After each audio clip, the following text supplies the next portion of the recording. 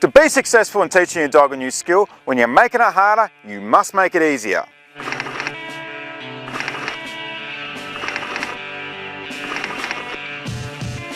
The biggest mistake I see with people trying to teach their dog a new behaviour or a new skill is they consistently make it harder and harder and harder, and therefore they kill the motivation. And if we kill the motivation, we'll kill the desire to do anything. So the real trick to teaching a dog a new behaviour is when we make it harder, we must make it easier.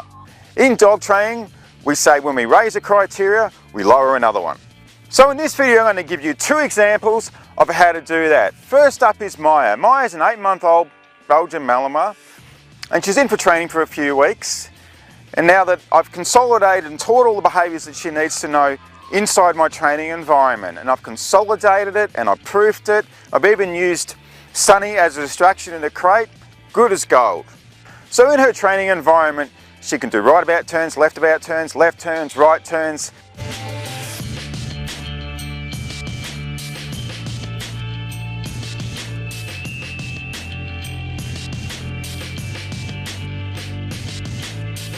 Sit and down, stay, and also stand.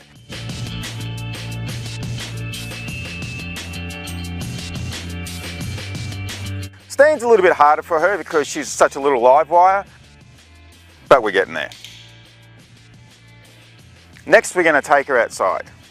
Now, I'm using an environment that she's used to running around in, and that's fine, that's perfect, whatever. That's the connection and association she has with this area.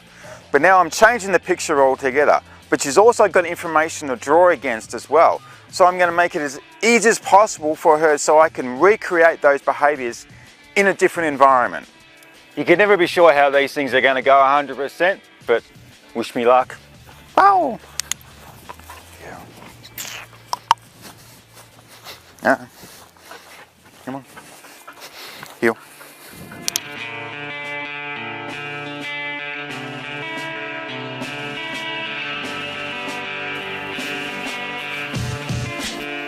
Heel.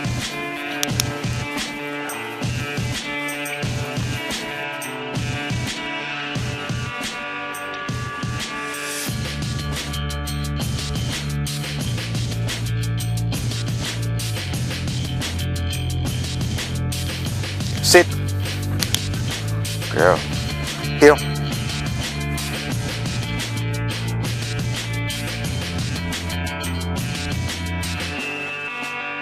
Heel. Sit.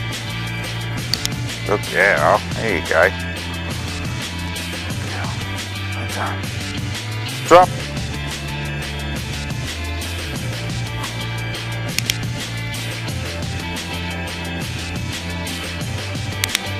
Finish.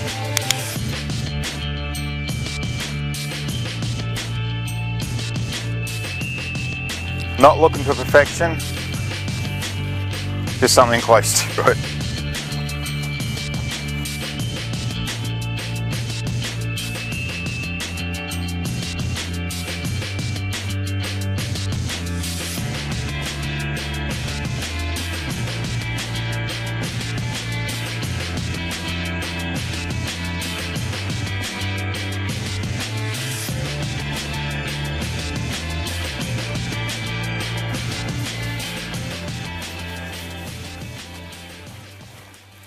So that's it for this session, nice, quick.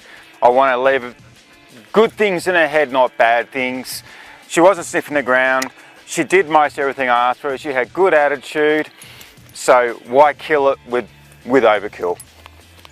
Good girl, Maya. Good girl. So how am I going to make this as easy as possible for Logan? As he already knows 6 odors, he already knows to ignore distraction, he already knows how to work the scent rack properly, he already knows how to find odour in a real life environment, he knows how to work the scent pool. Yet I want this process to be as easy as possible for him and just add it to his repertoire. So how am I going to make this easy for him? One, quite simply, is that I'm going to place the ball in top of the tube, show him the ball. As he comes in, I'm going to pull the ball up into the tube. He's going to be sniffing for the ball. At the same time, he's going to be sucking that odour in. I'll hold him there for a few seconds, and then as I can hear him sniffing for the ball and sucking that odour in, bang, I'll reward him straight away. We'll have a quick game inside the tube. And we'll start the process all over again. And the next pass is really quite simple. He knows the cue, he knows what to do. I'll cue him, come straight in, he'll stick his nose up in the tube. This time the ball won't be in there, it'll just be odour, so it's going to be perfect. I'll hold him there for a few seconds longer, reward him again, and we'll start the process all over again. So on his third pass, I'll actually move the tube on the rack, he'll search the rack, he'll find the odour, get rewarded immediately, and we'll start the process all over again. And on the fourth pass, I'll move the tube again. He has to search it, he has to find it, he has to get rewarded immediately, and incrementally I will make it harder and harder. But remember, every time I make it harder, in some way I'm going to make it easier. Still have a bit of a work to do with Logan introducing that new target odour, but it is what it is. But as you can see, when you make it harder, you must make it easier, because it just makes for better dog training.